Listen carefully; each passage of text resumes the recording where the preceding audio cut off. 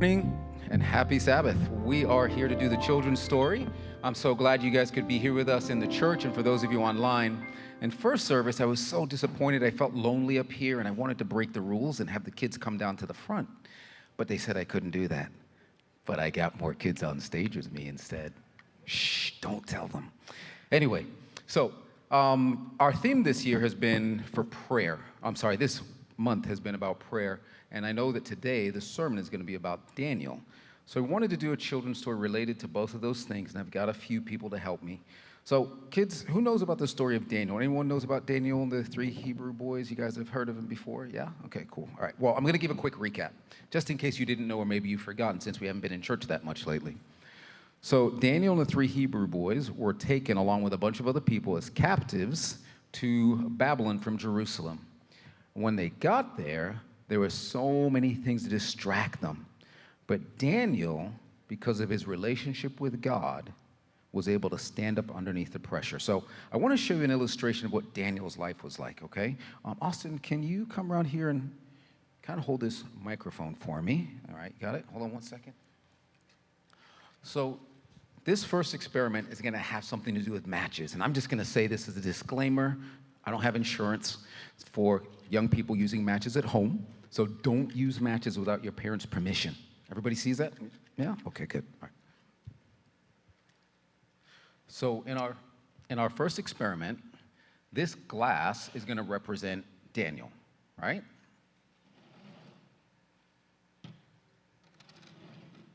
This balloon is going to represent God. So Aria, I've got a question for you. Do you have a best friend? Yes. What's her name? Kaylee's. Kaylee's?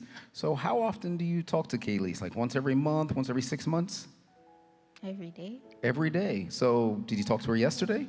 Mm-hmm. The day before? Yes. The day before that? Yes. Oh, okay. So if you had a friend who's your best friend like Kaylee's and you didn't talk to her for months at a time, do you think that would be much of a best friend relationship? No. No? Okay, good. Daniel had a relationship with God.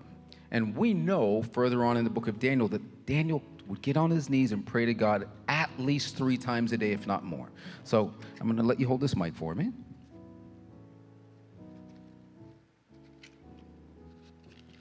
Now, these matches represent Daniel's prayers. Every time he'd get down on his knees, he'd light up that match, and that smoke, which is symbolizing the prayer, would head up to heaven. All right, I'm going to drop it in there. Give it just a second. Go ahead and put the balloon on top for me. Let it sit there for a little while. Keep it still. All right. Now I'm going to start lifting up this glass. Go up, Aria. Now, can you guys see that the balloon has been sucked down into the glass? Can you guys see that? So when Daniel would pray 3 times a day, the balloon represented God, the glass Daniel. It was like he was being filled with the Spirit of God. And they were filled so much, don't drop the balloon, okay? They were completely connected. When we spend time in prayer with God, our prayers go up and it's like we get filled with the Spirit of God and we become one. So when Nebuchadnezzar had his dream and he wanted to know what was going on in that dream and what it meant, because of Daniel's connection with God, God could allow his thoughts to come into Daniel's thoughts and explain the interpretation of that dream. All right, you can go ahead and put that down carefully for me. We'll just set that off to the side. Thank you, Aria. Okay, Madison. We've got one more. You don't need the mic here. You can hold that, Austin. So we've got another little illustration here. We're going to say that this bottle is representative of problems and troubles. So a lot of the kids are heading back to school right now, and I don't know how long you've been there. My kids have been back for about a week and a half, but sometimes when you're on campus and you're in school, there are these bullies that give you a hard time, always picking on you, causing trouble. You've got the haters, or you've got the in-clique that makes fun of people all the time. So that's what this is going to symbolize. And for Daniel, he had haters. You guys know about the story of Daniel when he got thrown into the lion's den, right? When there were those other people in leadership who didn't want Daniel to do well, so they tried to find a way to give him trouble. So what we're going to do, Madison, can you pour some of that water in this jar for me, into that bowl? Austin, can you hold this mic for me? That's good. And I've got a little candle here, okay? Let's put this off to the side.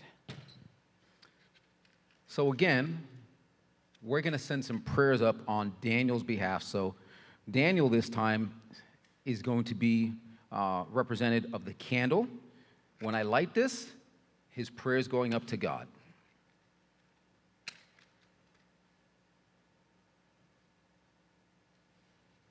The AC's blowing. Madison, can you carefully put that inside the bowl for me, please?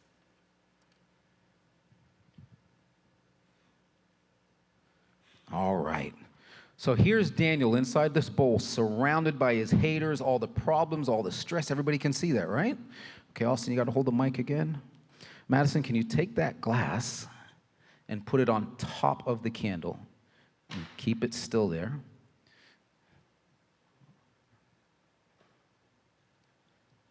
Hold on. Can you guys see this? Can you see how the blue water is being sucked inside the glass? Can you guys see that? This is what happens when you pray. You have all these problems, all these worries, all these concerns. Maybe you're not getting along with mom and dad. Maybe mom and dad aren't getting along with each other, and you're stressed. But when you start praying to God, he comes along and he covers you, just like this glass covered the candle, and he picks up all those worries that were surrounding you, and he takes your burdens off of your shoulders. Our God loves us so much that all he wants us to do is communicate with him, and he will do all of the work. And you guys know how that story went, right? When Daniel's haters came after him and they got him thrown into the lion's den, what happened in the end? They ended up getting sucked up and thrown into that lion's den themselves. Now, I'm not saying I want those people that are giving you a hard time in school to get kicked out of school or anything like that, but I do want you to know this, that your God, our God, will take care of all of your problems. As long as you stay connected to him in prayer, he is for you, and he will take care of you. Let's say a quick prayer. Heavenly Father, thank you, Father, that you love us so much and that you gave us the opportunity to come to you in prayer. And when we come to you in prayer, you fill us with your spirit and we get connected to you as one. And then when we've got problems and we pray to you, come down from heaven, you surround us, and you suck up all our troubles, all of our worries. You tell us to cast all of our cares on you. I pray for each one of our children hearing my voice today. They will learn to pray and talk to you and communicate with you, and that they'll know that you are there for them no matter what their problems are. In Jesus' name we pray. Amen.